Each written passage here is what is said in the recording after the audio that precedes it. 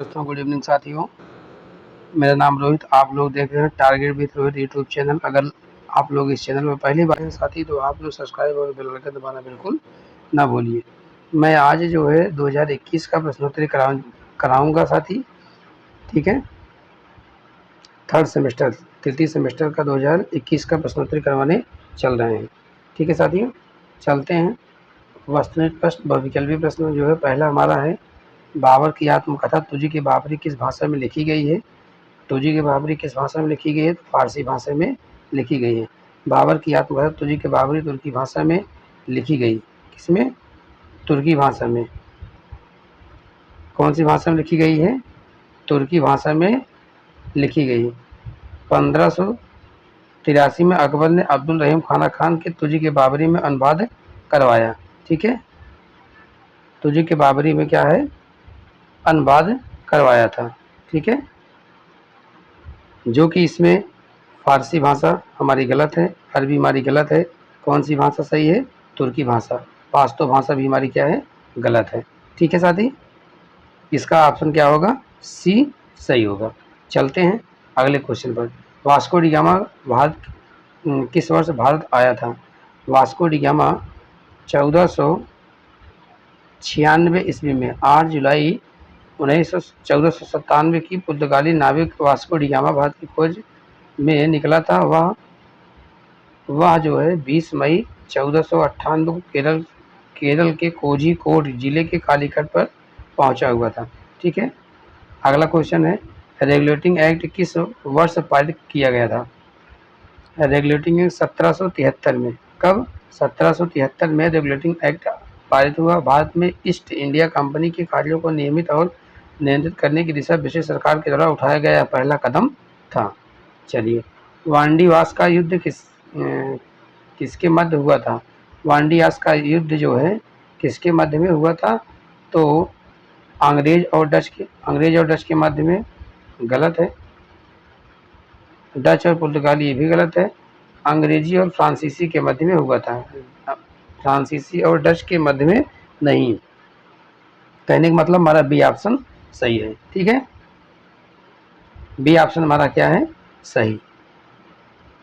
चलते हैं अगले क्वेश्चन पर। सती प्रथा का अंत किस गवर्नर जनरल के शासनकाल में हुआ था? सती प्रथा का अंत किस गवर्नर जनरल के शासनकाल में हुआ था? तो लॉर्ड विलियम बेंटिंक के। किसके? लॉर्ड विलियम बेंटिंक के शासनकाल में हुआ था, ठीक है। डी ऑप्शन हमारा क्या है? सही है। ब्रिटिश शासित सरकार के पहले governor general Lord William Bentinck ने राजा राम मोहन राय की सहायता से 1829 में सती प्रथा का अंत करा दिया, ठीक है। चलिए अगला क्वेश्चन है, भारत पर प्रथम मुस्लिम आक्रमण कब हुआ था?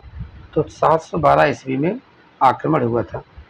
किसमें हुआ था? 712 ईस्वी में भारत में क्या है? प्रथम मुस्लिम आक्रमण हुआ था, ठीक है।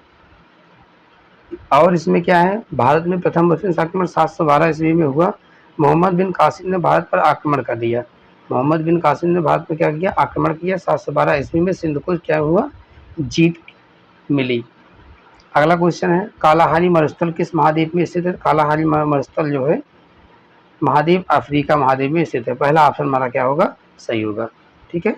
कालाहारी मरुस्थल अफ्रीका महाद्वीप में स्थित जो कि दक्षिण-पूर्वी अफ्रीका के बोत्सवाना, नामीबिया और दक्षिण अफ्रीका देशों की सीमा से लगभग 9 लाख वर्ग किलोमीटर में फैला हुआ है, ठीक है। रिजर्व बैंक का मुख्यालय कहाँ स्थित है? रिजर्व बैंक का मुख्यालय तो मुंबई में है। रिजर्व बैंक का मुख्यालय कहाँ पर है? रिजर्व बैंक का मुख्यालय मुंबई में। रिजर्व बैंक का केंद्रीय मुख्यालय कोलकाता में स्थापित किया था। 1937 में अस्थायी रूप से मुंबई में स्थानांतरित किया गया। केंद्रीय कार्यालय वह कार्यकाल है जहां गवर्नर बैठते हैं और नीतियां निर्धारित की जाती हैं। जो नियम के और नीतियां जो है होते हैं, रूल रेगुलेशन जो होते हैं वो तैयार किए जाते हैं। वहाँ पर लोग बैठते हैं इकट्ठा, ठीक है, इस कार्यालय में। राष्ट्रपति अपना त्यागपत्र किसे देता है? राष्ट्रपति अपना त्यागपत्र उपराष्ट्रपति को देता है। किसको देता है? उपराष्ट्रपति को देता है। प्रधानमंत्री को नहीं देगा, सर्वोच्च न्यायालय के मुख्य न्यायाधीश को नहीं देगा, लोकसभा अध्यक्ष को नहीं देगा इसमें से, ठीक है। जब उपराष्ट्रपति नहीं भी रहेगा तब जो है वह त्यागपत्र अपना जो है सुप्रीम कोर्ट के मुख्य न्यायाधीश को दे सकता है। ठीक है। चलिए, रानीगंज कोयला खान किस राज्य में स्थित है? रानीगंज कोयला खान कहाँ पर है? झारखंड राज्य में। रानीगंज कोयला खान मुख्य रूप से पश्चिम बंगाल के बर्धमान जिले के आसनसील और दुर्गापुर उपखंड में स्थित है। ठीक है। तो इसमें हमारा क्या होगा? बी ऑप्शन सही होगा। कुछ लोग आपको सी ऑप्शन भी बताएंगे, जो कि सी ऑप्शन नहीं है साथियों, बी ऑप्शन हमारा करेक्ट है। ठीक है। संसद का निर्माण किससे होता है? इसमें जो है लोकसभा नहीं होगा, राज्यसभा भी नहीं होगा। लोकसभा तथा राज्यसभा और राष्ट्रपति से संसद का क्या होता है? निर्माण होता है। संसद के 3 अंग यही हैं, लोकसभा, राज्यसभा और राष्ट्रपति। ठीक है साथी, चलते हैं अगले क्वेश्चन पर। अगला क्वेश्चन हमारा है, काशी गोमती संयुक्त ग्रामीण बैंक का विलय किस बैंक में किया गया? तो बैंक ऑफ बड़ौदा में किया गया। किस में किया गया? काशी गोमती जो संयुक्त ग्रामीण बैंक थी, इसका विलय इसको किस बैंक में मिला दिया गया? तो बैंक ऑफ बड़ौदा में मिला दिया गया। Kashi Gomti Samyut Gramin Bank Purvanchal Bank, Baroda Bank, Purvanchal Bank, Baroda Uttar Pradesh Gramin Bank का विलय 2019 में किया गया तथा इस सभी संयुक्त बैंक का संयोजन रूप बड़ौदा यूपी बैंक बनाया था। ठीक है, बनाया गया था। इसका प्राथमिक बैंक ऑफ बड़ौदा को बनाया गया था और अभी इस समय यही है भी। ठीक है। चलिए, अगला क्वेश्चन है, डिगबोई तेल उत्पादक क्षेत्र किस राज्य में स्थित है? तो किस में है? असम राज्य में है।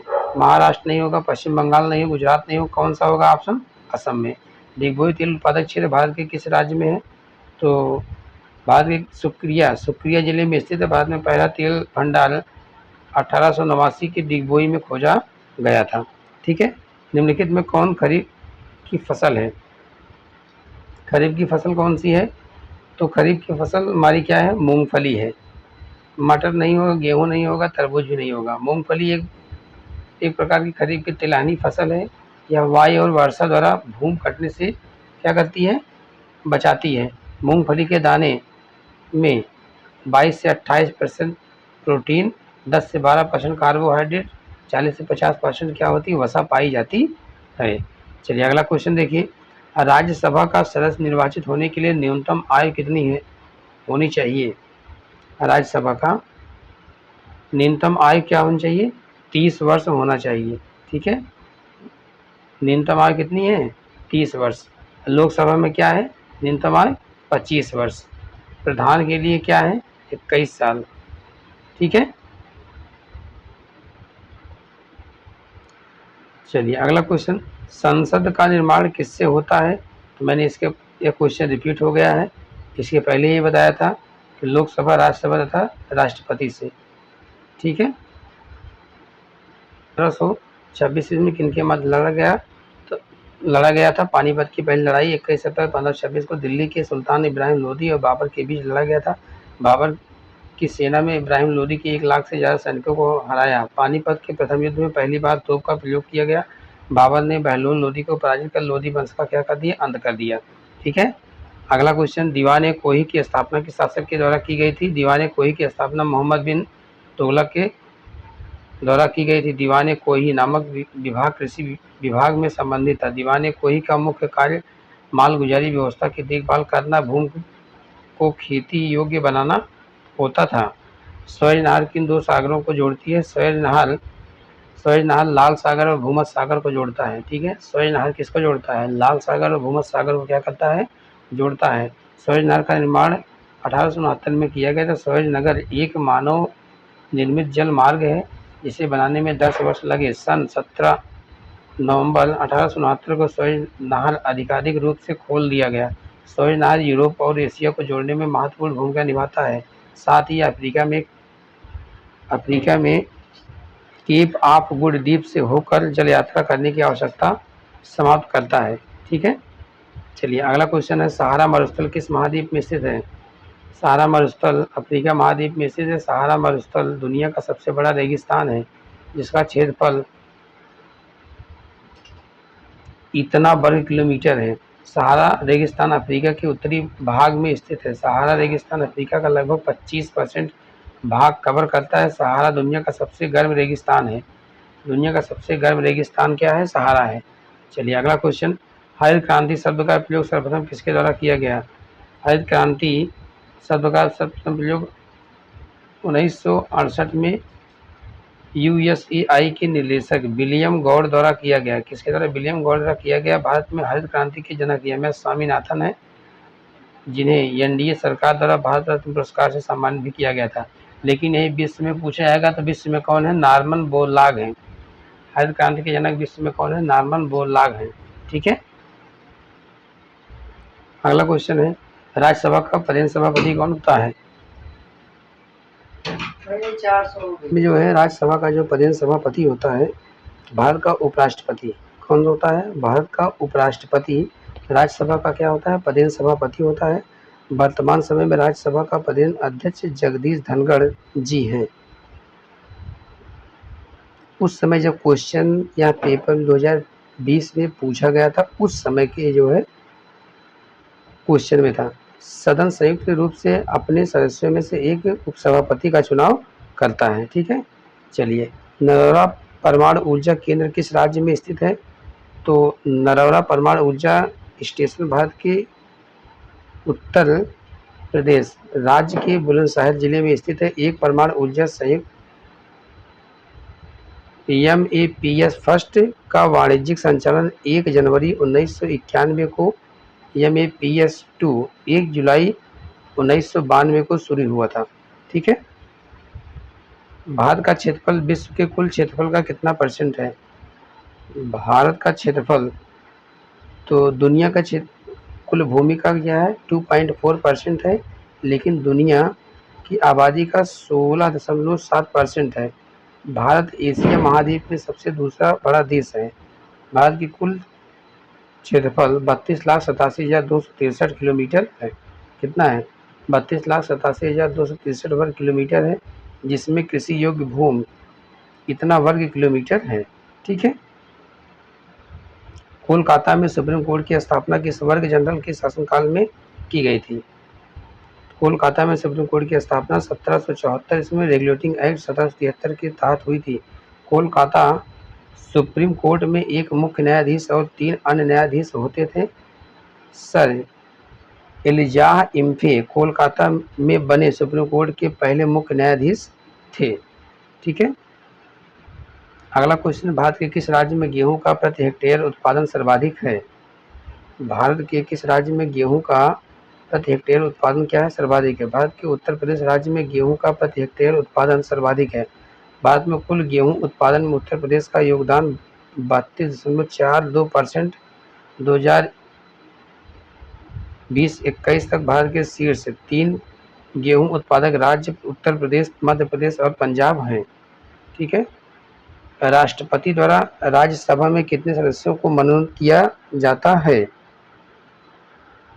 राष्ट्रपति के द्वारा राज्यसभा में 12 सदस्यों को मनोनीत किया जाता है, जो साहित्य, विज्ञान, कला और सामाजिक सेवा के क्षेत्र में विशेष ज्ञान रखते हैं।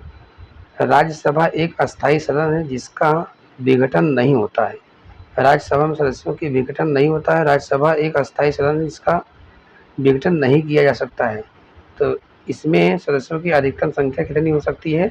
250, जबकि वर्तमान में लगभग 245 की क्या है? कुल सदस्यता है।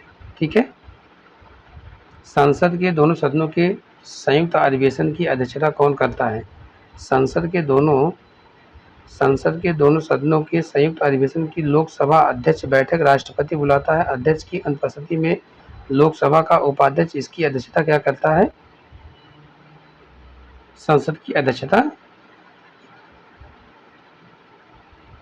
संयुक्त जो अधिवेशन होता है लोकसभा का जो है अध्यक्ष ही बैठक राष्ट्रपति को करके बुलाता है। ठीक है साथी।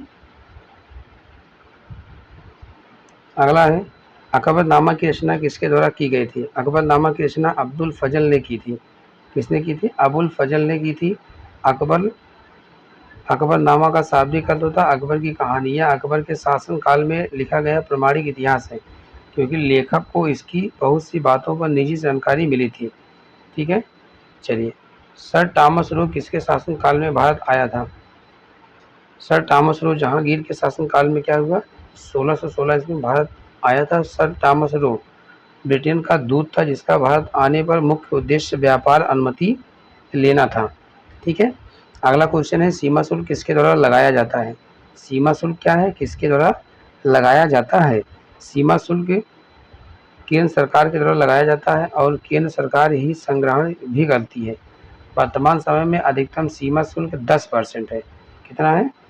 वर्तमान समय में अधिकतम सीमा शुल्क कितना है? 10% है। कितना है? 10%। सबसे बड़ी संख्या में आयातित वस्तुओं में लगाया जाने वाला उच्चतम शुल्क 10% है। ठीक है साथी, आज की क्लास यहीं आपकी समाप्त होती है। आप लोग अपने दोस्तों तक ज़्यादा से ज़्यादा शेयर कीजिए और आपकी परीक्षा में विगत 3-4 दिनों के बाद आपकी परीक्षा स्टार्ट हो जाएगी साथियों। आप लोग अपनी परीक्षा पर समय रहते ही पूरी तैयारी करके ही जाइए और मैं पूरा क्वेश्चन आप लोगों को प्रीवियस ईयर का कैसे टाइम मैनेज करना है, हर चीज़ आपके बीच में लेकर के आते हैं साथियों। 15 से 20 मिनट में सारा क्वेश्चन आपका 30 क्वेश्चन में करवा दिया। ठीक है, ऐसे आपको इस तरीके से ही पढ़ना है और पढ़ करके आपको जाना है वहाँ पर। बहुत ज़्यादा अगर समय लेंगे तो आधे घंटे में 30 क्वेश्चन आराम से आप लिख सकते हैं। ठीक है साथी, आज की क्लास यहीं तक। बहुत बहुत धन्यवाद। All the best. जय हिंद, जय भारत।